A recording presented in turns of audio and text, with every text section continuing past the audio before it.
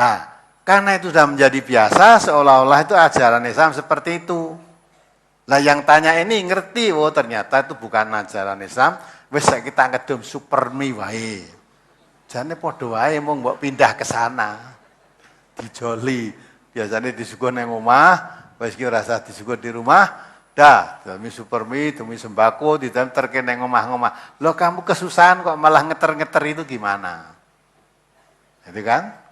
Nah, kalau menurut yang biasa dilakukan pada zaman sahabat Nabi itu yang kepaten tadi, kesusahan tadi itu dianteri oleh sahabat-sahabatnya untuk ya makan, minum selama masih belum mau bekerja, selama 3 hari lah paling tidak. Aja terus susah terus menerus dijamin terus nanti.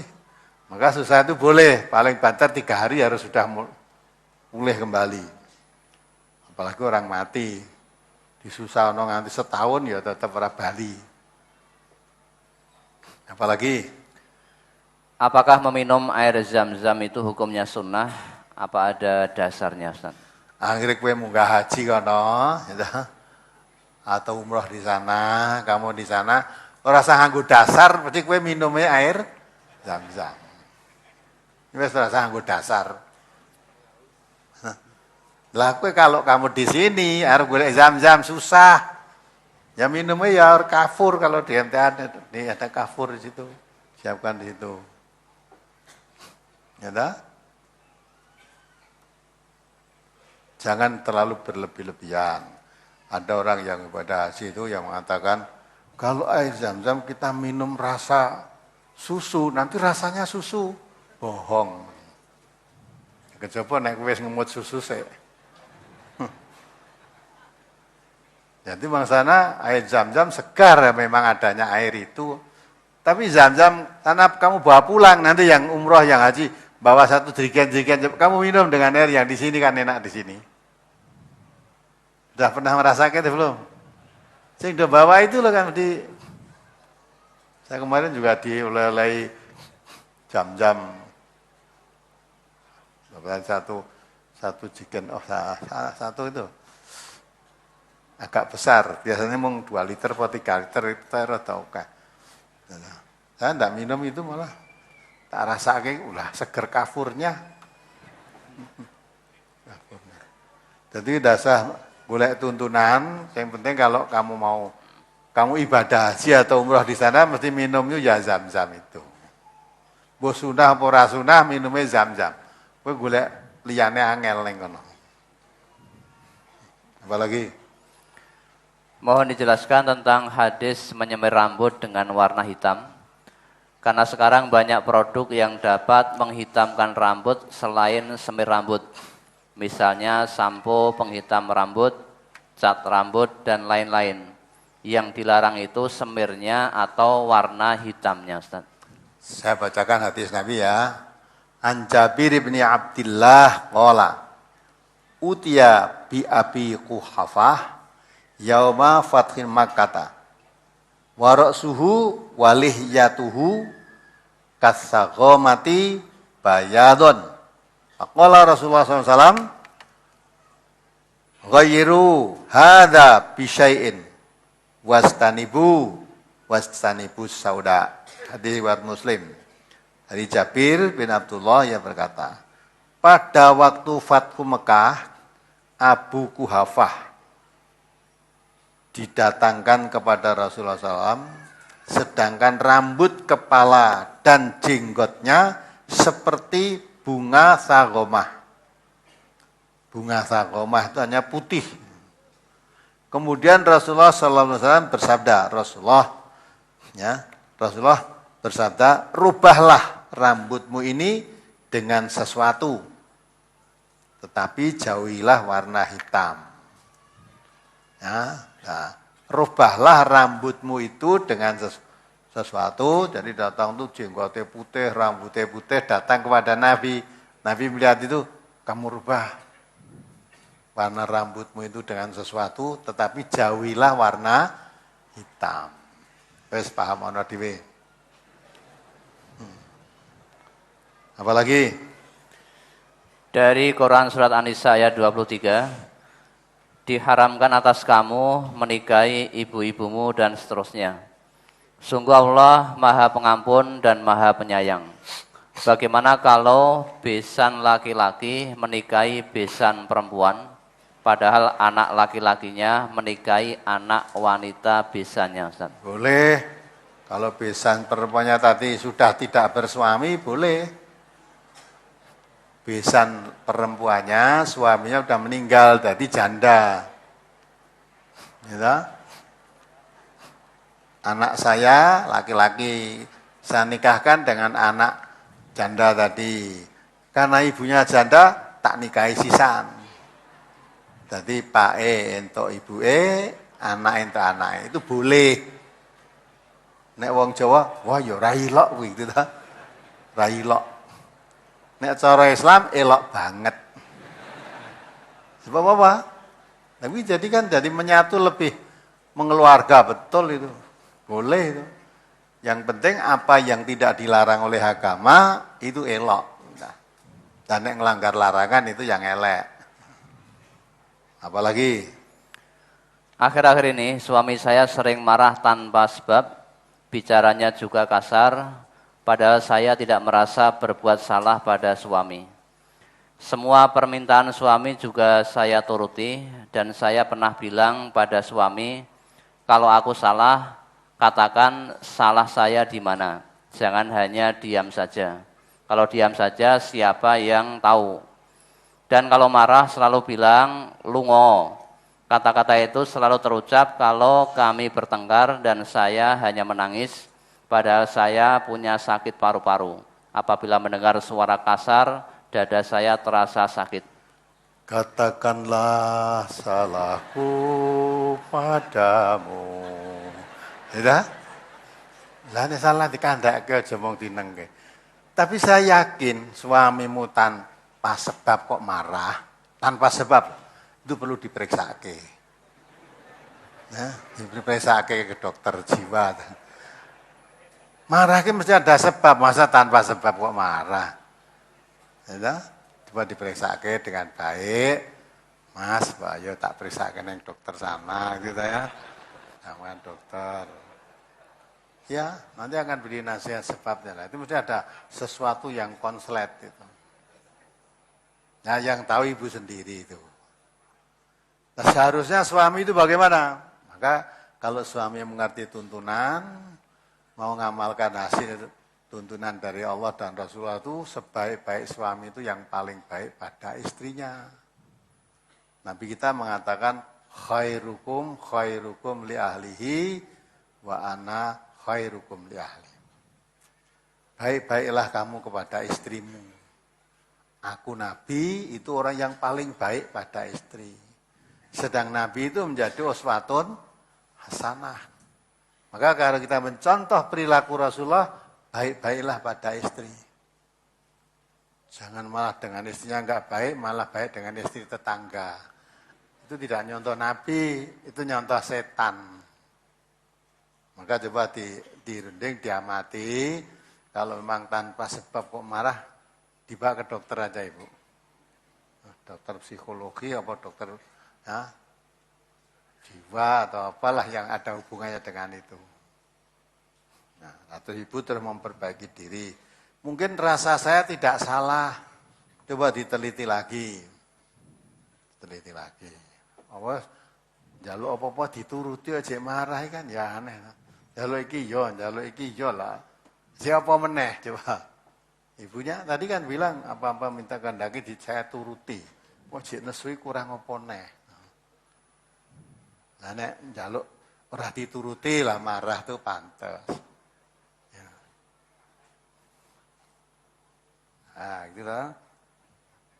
Dan udah punya istri yang sebaik itu kok malah apa golek sing masang tarif. Komplit ya. Diangkat pagi komplit ada suami minta istrinya masang tarif. Ya gitu ya ibu, nanti dimusyawarah dengan baik dengan keluarga, itu keluarga ibu. Yo, apalagi?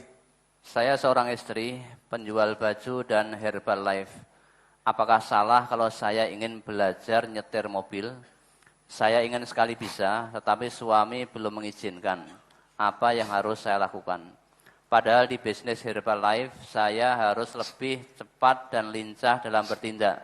Karena saya ingin dapat penghasilan yang lebih untuk melunasi hutang-hutang saya, Ustaz. Nah, kadang-kala itu kan tidak mengerti ta. Nyetir mobil kok ra entuk. Suaminya loh itu. Berarti suamimu lebih paham terhadap dirimu daripada dirimu terhadap dirimu sendiri. Mungkin istri tadi, wah aku bisa nyetir mobil, lincah sana kemari. Tapi suamimu membaca, biar Herbalife, hasilnya banyak. Wih rada kemayu. Wah apa meneh iso nyopir mobil, kemayune tambah. Gitu. Kan banyak wanita-wanita nyopir mobil ngono ki, mulai kalau ada wanita nyopir mobil, wanita pakai kudung nyopir anggun gitu kan, gitu. Wah nyopir mobil yang ora klambian kae, gitu. Ngerti-ngerti nabrak uang ketibake mabuk.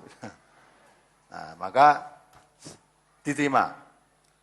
Ya, sebaik-baik istri itu apa perintah suami selama tidak maksiat ditaati. Mungkin istri suamimu sangat kasihan pada kamu. Kintekan mobil sotokan kendindi tambah kesel, ya. Samping itu gangguannya banyak. Samping itu bisa juga iki ora nganggo mobile. Ya. Arang-arang mulih. Sedina kerja nek nggo mobil terus alasannya tekan Jogja, terus tekan ngendi saya aduh wah masar mulai kesel aku neng penginapan. Lah apa istri suamimu ora deg-degan. Nah, makanya kalau wanita yang salehah ya dah dilihat suaminya menyenangkan, suamimu lebih senang kamu nggak bisa nyupir mobil. Ya dah. Diperintah nurut selama perintahnya tidak maksiat. Ya udah, itu ditaati. Insya Allah ada manfaatnya dan berkah. Apalagi? Dulu saya berniat mencari materi di bisnis Herbalife, akan tetapi setelah saya jalani, saya merasa prihatin betapa kurangnya pengetahuan mereka tentang pola hidup sehat. Apakah salah kalau saya berniat sedikit membagi ilmu saya kepada mereka, Ustaz? Baik, membagi ilmu banyak ya boleh. Kalau memang ilmu bermanfaat ya dimanfaatkan. Aja mung bagi sedikit, bagi sekalian yang banyak manfaatnya banyak. Boleh itu. Apalagi? Saya ingin sekali melihat suami saya menjadi Ustadz MTA. Tetapi apa boleh dikata, beliaunya mau kalau hutang-hutang kami di bank sudah lunas. Apakah salah kalau saya beli mobil dengan cara kredit demi kebahagiaan kedua orang tua saya dan seluruh keluarga saya, biar mereka semua bisa saya ajak pergi ke Ahad pagi, Ustaz? Tapi pertanyaanmu sudah kontradiksi. Ya ora bakal kelakon suamimu dadi Ustadz MTA. Wong syaratnya tadi mau jadi Ustadz MTA kalau utang-utangmu sudah lunas. Padahal kamu malah mau menambah utang lagi. Ya, nah, kredit mobil ini berarti kan utang meneh. Ya. Nah utang sekarang aja buat suaminya jadi Ustadz MTA, ya aku gelem katanya utang-utang meh lunas tak jadi Ustadz MTA. Malah nambah meneh. Berarti kan wis aja dadi Ustadz MTA we gitu tak tambah utangi meneh. Belum tentu kamu nambah utang tuku mobil itu membahagiakan keluarga, belum tentu. Bisa jadi kamu membahagiakan ayah ibumu diajak ngaji, ya bareng-bareng. Ya belum tentu. Numpak mobil yang kene mungkin seneng. Bareng mulai wang seneng ngangsur, kamu duyak-uyak utang. Bapak ibumu ngerti le. Ada, nduk ya. Pendak minggu mbok nggo ngeterke aku ngaji, bae kuwi duyak-uyak utang mesake dolen wae. Tapi orang tua kan malah lebih tenang kalau kamu tidak punya mobil. Nek mobil utangan belum dadi ngebot-ngeboti itu ya. Ya, tidak boleh. Jangan mengangkat yang di luar kemampuan. Bisa jadi nanti kalau punya mobil tujuannya nggo ngaji, wong tuane pendak minggu cak. Urung karuan nek ya kelakon. Biasanya kalau belum punya mobil ndak kepingin kemana-mana. Udah punya mobil, ya udah kepingin rekreasi. Minggu pagi, ya sekali-sekali minggu pagi ini pamit, pengen mobil rekreasi yang Tawangmangu, yang ngending golek tempat dingin-dingin kono. Lah ngajine piye? Sok minggu sumben ngajine. Nah, itu bisa jadi begitu. Dan sekarang disyukuri apa yang ada. Disyukuri apa yang ada. Ndak usah nggayuh di luar kemampuan. Nanti kalau sudah mampu, ya diperhitungkan. Apalagi itu tadi persyaratan untuk suamimu harus lunas hutangmu dulu. Ya lebih baik jangan menambah hutang. Malah mengurangi hutang itu, memperkecil orang malah ditambah. Ya, apalagi? Saya seorang PNS golongan 3 dan suami pedagang. Kemarin anak saya yang baru kelas 3 SD mendapat perintah dari gurunya supaya mengumpulkan fotokopi KK dan KTP kedua orang tuanya. Lalu saya SMS pada kamatnya, tanya untuk apa berkas itu, jawab kamatnya, untuk pencairan dana BSM susulan. Lalu saya jawab, tolong berikan kepada anak yang lain, tolong berikan kepada anak yang lain saja Bu, karena keluarga kami insya Allah bukan tidak mampu. Ibu kamatnya setuju, namun saya kaget karena saya dapat SMS dari guru kelas 1 yang menjadi wali kelas keponakan saya, yang tetap meminta berkas dengan alasan BSM diberikan kepada keponakan saya daripada dikembalikan kepada negara. Saya jawab, tidak usah dibantu dengan BSM, karena keponakan saya sudah saya bantu dari rezeki saya. Tetapi dari pihak sekolahan tetap memaksa pinjam berkas tersebut, dan dia komentar, lawong PS atau penilik sekolah yang anaknya SD saja mau menerima dan tidak komplain, Anda yang hanya golongan 3 kok komplain.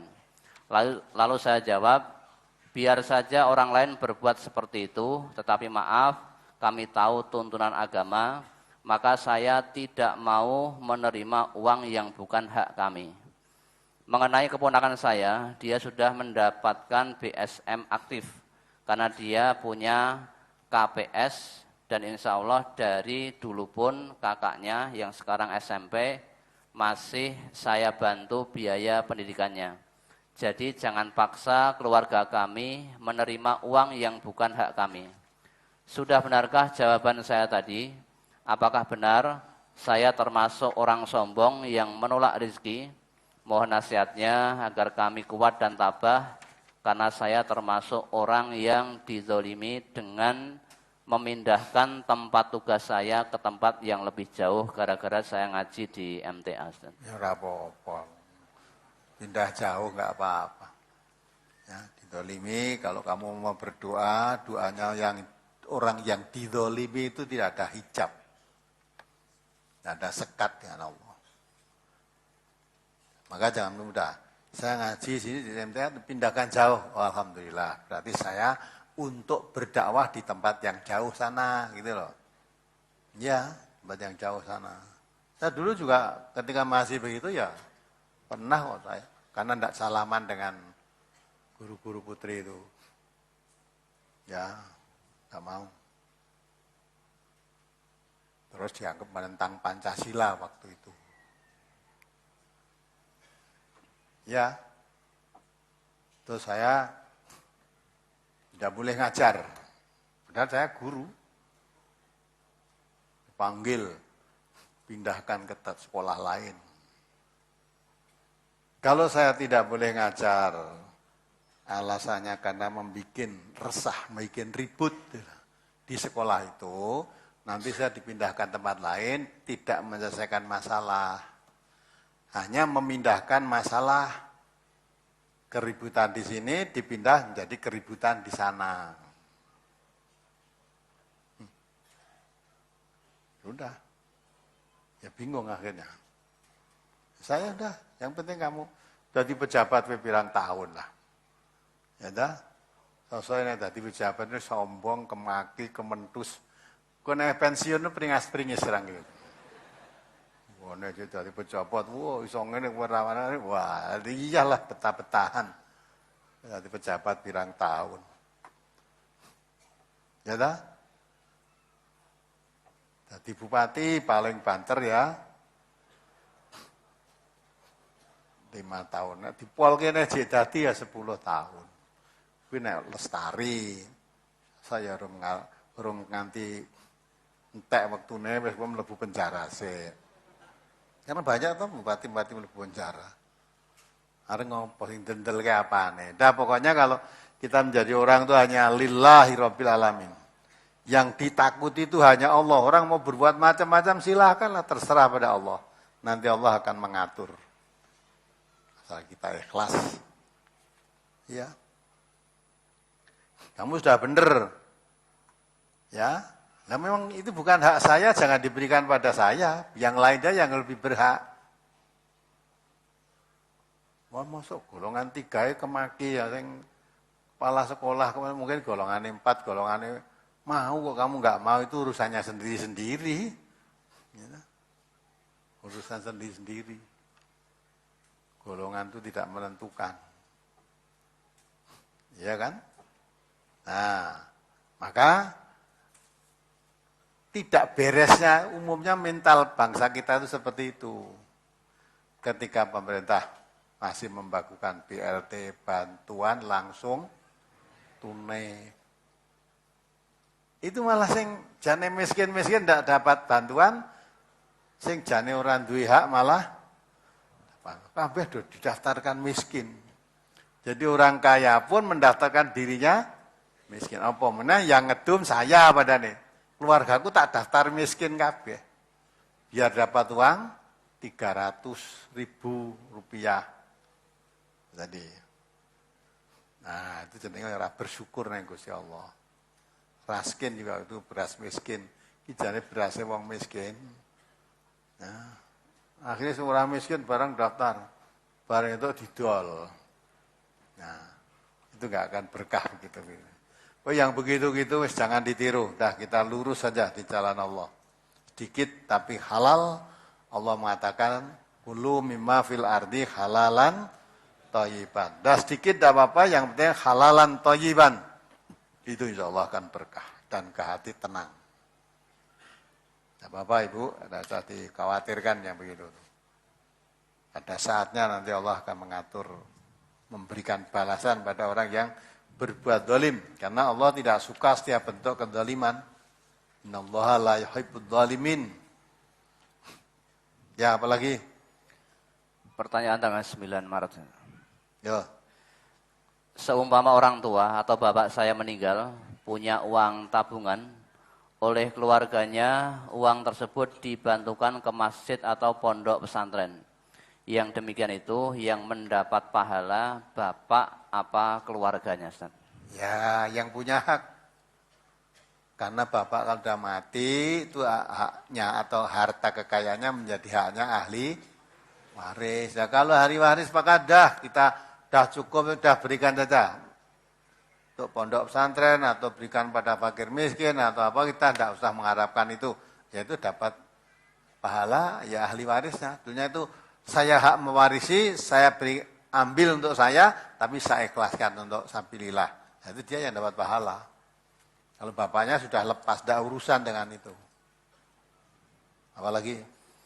Tentang hutang piutang, misalnya A pinjam kepada B, karena hutang itu wajib dilunasi B.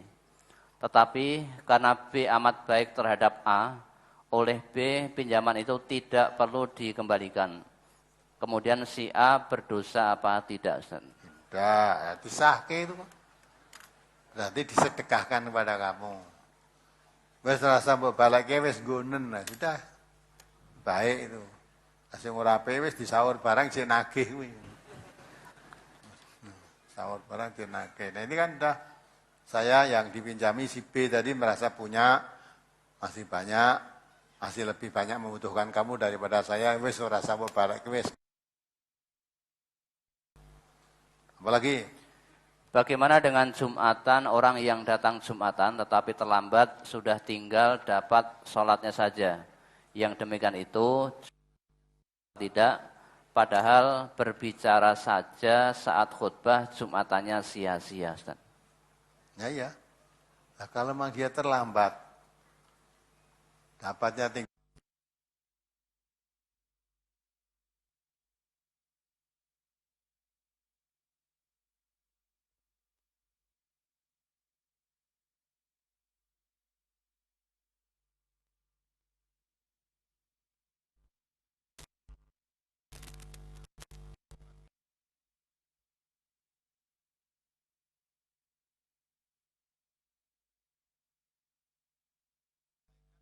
Khutbah, buku catatan mereka ditutup. Wih teko ora dicatat karo malaikat. Kamu datang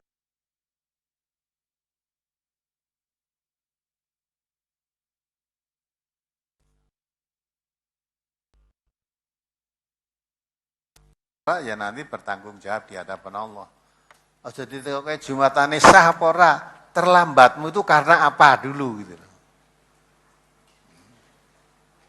Apalagi Mohon sarannya dengan Quran atau hadis tentang larangan makan dan minum dengan berdiri. Karena masih ada di antara kita yang makan dan minum dengan berdiri, terutama pada event-event besar seperti apel Satgas, peresmian, dan lain-lainnya. Ustaz. an kota data an Anasin an Nabi sallallahu alaihi wasallam annahu naha ayyashroba rajulu iman qala qatadatu faqulna fa'akalu faqala dzalika asyarru au akhbatu. Jadi minum terus bagaimana kalau makan? Nah, di sini diterangkan dah. Dari Qatadah Anas Nabi SAW bahwasanya beliau melarang orang minum dengan berdiri. Qatadah berkata, lalu aku bertanya kepada Anas, bagaimana kalau makan dengan berdiri? Tadi kan minum, bagaimana kalau makan?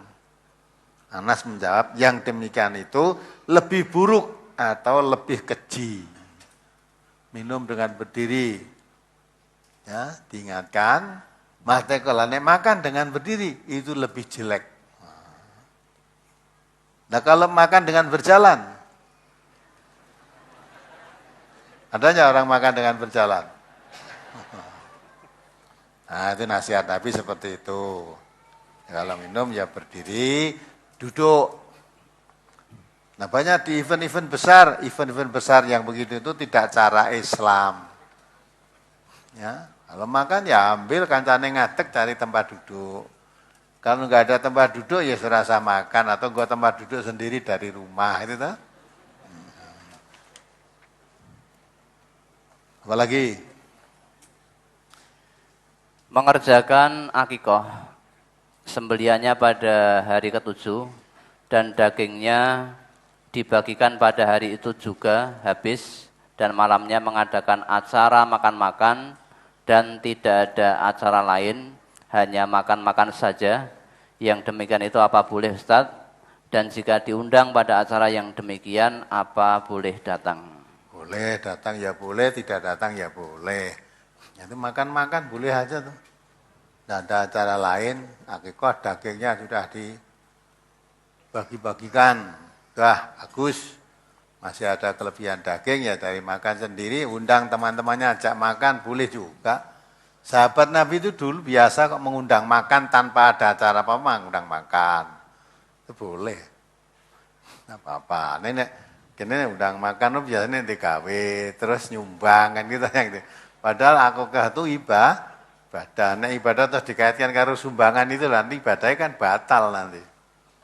Apalagi Memberi makan ikan lele dengan burung dares itu apakah berdosa? Ustaz? burung apa? Dares, Apa burung dares itu? burung hantu. Burung hantu. Nah, apa hubungannya ikan lele mbok burung dares?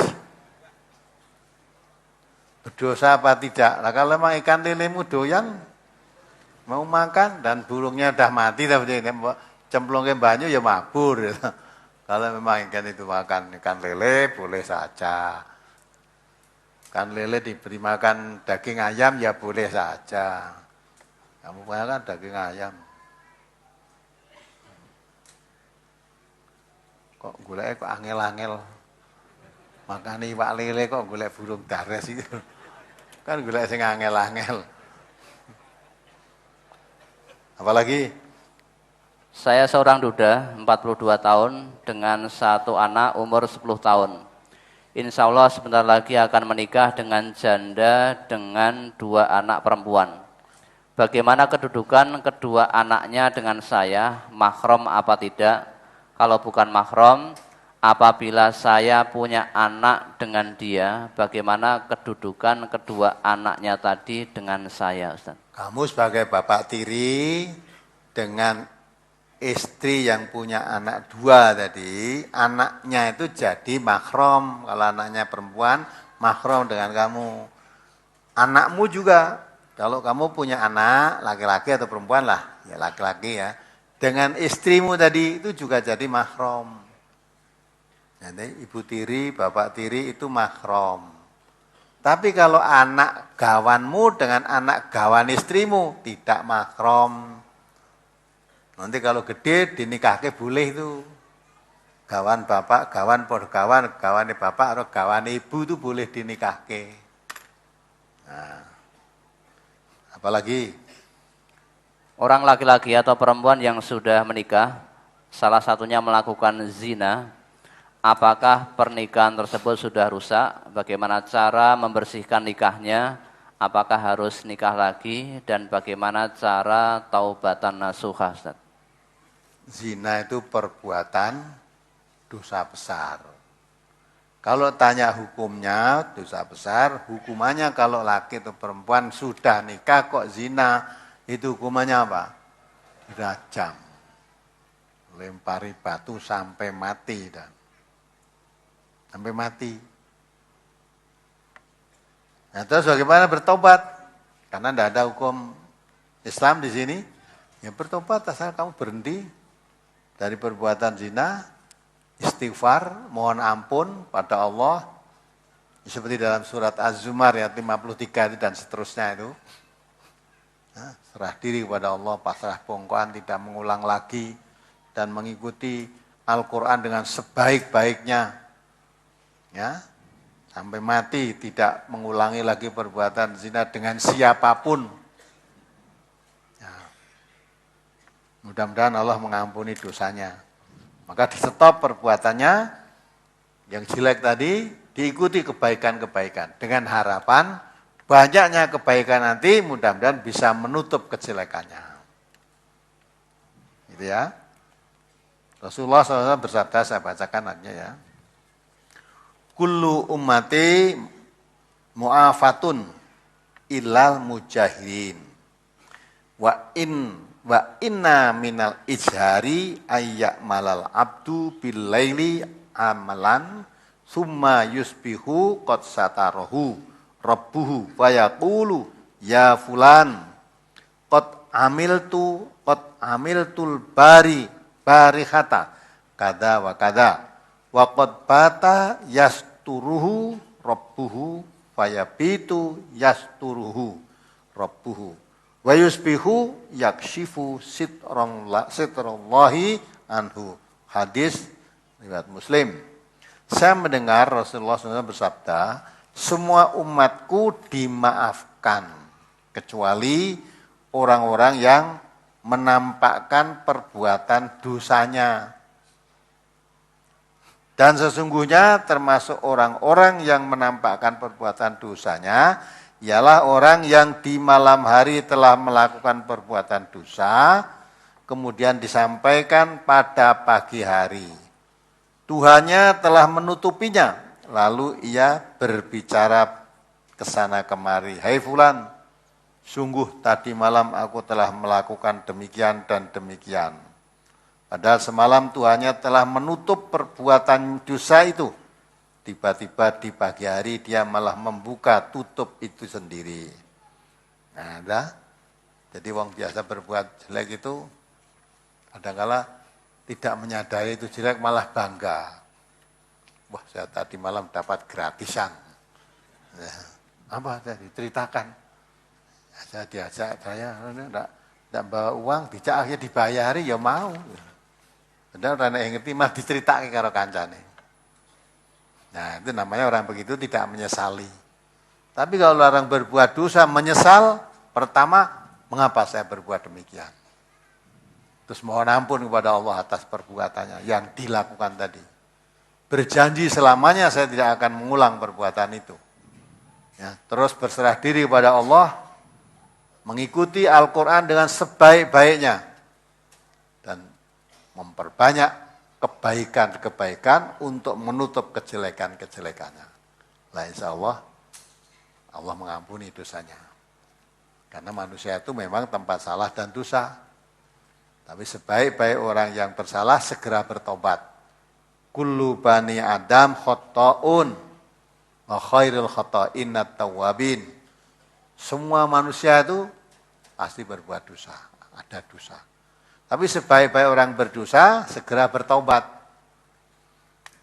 Ya, maka sekalipun kamu sudah berlumuran dosa, jangan berputus asa dari rahmat Allah. Innahu yaghfiru dzunuban. Allah mengampuni dosa-dosamu semua. Dengan syarat itu tadi mau bertobat. Cara bertobat mengikuti petunjuk Allah.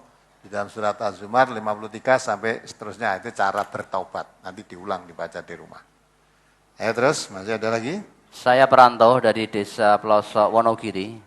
Sekarang tinggal ngontrak di daerah Sukoharjo. Tujuan merantau untuk memperbaiki ekonomi dan mengurangi beban orang tua. Karena saya di desa masih menumpang dengan orang tua. Pekerjaan hanya buruh tani, itu pun kalau musim garapan. Karena itu penghasilan tidak menentu. Di perantauan, saya dan suami bekerja di rumah saudara. Setelah modal terkumpul, kami mencoba buka usaha sendiri. Alhamdulillah usaha kami lancar meskipun hanya kecil-kecilan. Dan kami berniat untuk mengembangkan usaha dengan meminjam uang di bank dan kredit sepeda motor untuk memasarkan dagangan. Dari sinilah awal permasalahan kami. Yang namanya dagang kadang ada sepinya. Angsuran kami berulang kali terlambat. Untuk mempertahankan usaha, kami gali lubang, tutup lubang. Meskipun harus berhutang ke rentenir, tetapi usaha kami tidak berkembang malah bangkrut. Hutang kami membengkak dan barang yang bisa dijual sudah habis. Ditambah biaya anak kami yang masuk SD dan SMP. Sedangkan saat ini, orang tua saya di kampung membutuhkan saya. Saya anak bungsu dari 5 bersaudara. Dan saya anak perempuan satu-satunya. Bapak dan ibu saya berumur 70-an tahun, sedangkan anak-anaknya merantau semuanya. Bapak masih sehat, sedangkan ibu sakit-sakitan. Orang tua saya mengharap saya yang mengurusi mereka, karena saya dirasa lebih telaten. Manakah yang harus didahulukan? Mengurus orang tua, apa membantu suami mencari nafkah untuk melunasi hutang-hutang kami? Karena keduanya menurut saya akan dimintai pertanggungjawaban di akhirat nanti. Dan penghasilan saya lebih besar dari penghasilan suami. Apakah kebangkrutan saya ini disebabkan oleh modal dari uang yang berbunga? Apakah kondisi ekonomi yang seperti ini yang dinamakan tidak berkah meskipun pola hidup saya biasa-biasa saja atau tidak boros? Tidak mungkin. Ya, biasa-biasa tidak boros. Kalau orang hidup biasa-biasa itu berhitung teliti. Pengeluaran harus lebih kecil daripada apa? Pemasukan. Hasilmu dengan suami lebih besar. Tapi ngapa? Malah jadi utang banyak. Ya tak? Ketika masih hasilnya besar, mungkin kamu beli ini, makan saja lauknya harus ini, harus ini. Lah, ketika ekonomi sudah seret, makannya nggak bisa diganti. Jadi pemasukannya kecil, tetapi pengeluarannya biasa. Nah itu. Wah, mari Jenderal. Ini Jenderal Anton Tabah ini. Masih ingat ya? Jadi saya lanjutkan sebentar nih kita. Jadi semua orang itu yang tahu dirinya sendiri harus lebih hati-hati. Innallaha la yughayyiru ma biqaumin hatta yughayyiru ma bi anfusihim. Allah tidak akan merubah keadaan suatu kaum kecuali kaum itu mau merubah keadaannya sendiri. Sama yang kedua, Allah berjanji la in syakartum la zidanakum wa la in kafartum inna adzabi lasyadid. Kalau kita diberi nikmat oleh Allah mau bersyukur, Allah menambah nikmat itu. Tapi kalau diberi nikmat oleh Allah tidak mau bersyukur, ancaman Allah inna adzabi lasyadid. Azab Allah itu sangat pedih. Nah sekarang dikoreksi dalam-dalam. Apakah memang saya tidak bersyukur pada Allah atas nikmat yang diberikan? Nurut dohiriyahnya penghasilannya makin besar kok malah makin bangkrut, itu berarti kan tidak masuk akal. Hasilnya besar itu mestinya makin subur, lah kok besar kok malah bangkrut. Nah, kebangkrutannya di mana? Yaitu mungkin penghasilannya besar, tapi pengeluarannya lebih besar lagi.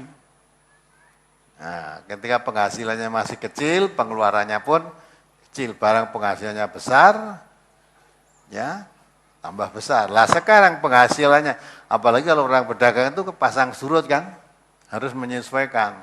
Nah, lagi lancar usaha, itu kan, mau beli ini bisa.